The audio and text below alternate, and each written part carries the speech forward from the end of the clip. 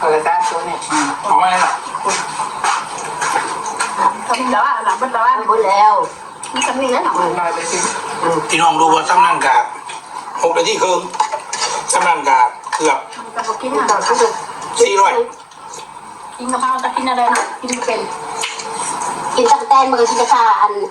คนหรือละสิบัวมันถูกกินอาม่าเด้อไข่เขาบอกกินไข่เด้อเอากินอยู่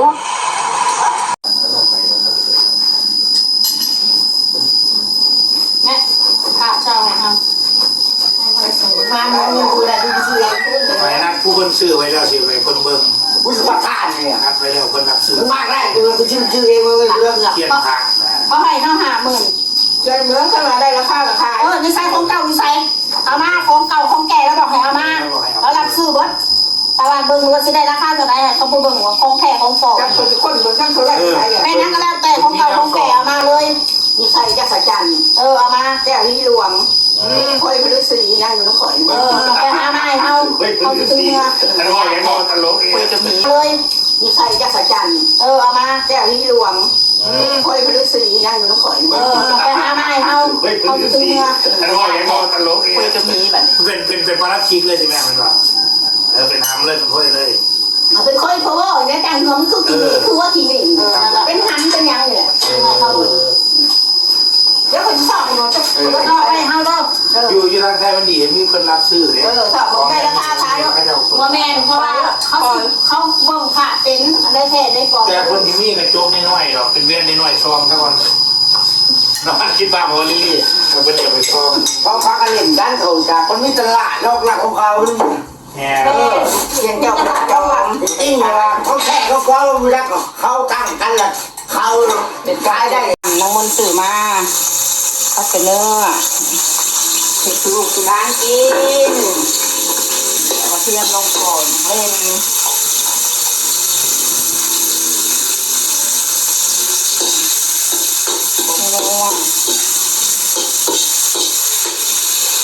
น้ำปลาใส่โรตีดังเด้อเดี๋ยวมันจะแซ่บเขาเห็ดห่างจะฝุ่นมันจะวานใส่แล้วสักนิดเดียวนะ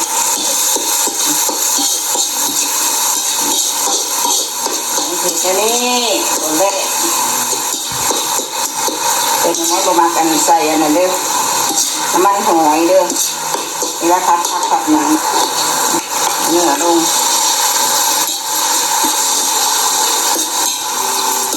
แซ่บนะแม็กกี้ไม่บอกติดว่าใส่แล้วเขาใส่รสดีไปกินกับน้ำปลาและมันเป็นสูตรมันถึงใส่แม็กกี้ใส่แต่น้ำปลาอย่างเดียวแล้วต้นน่ะใส่แม็กกี้ใส่มันห้อยกับใส่และบางคนปรุงพอดีบางคนเสียนสุกเขาจะเอาพักลงสิมาแล้วนอนจะนอนพักน้องไม่นอนอยู่ใส่คือนอนท้องหนองงานมันสุกก็จะหน่อยพี่น้องพักลงดอกพักหมักกินด้วยดอกพักนี่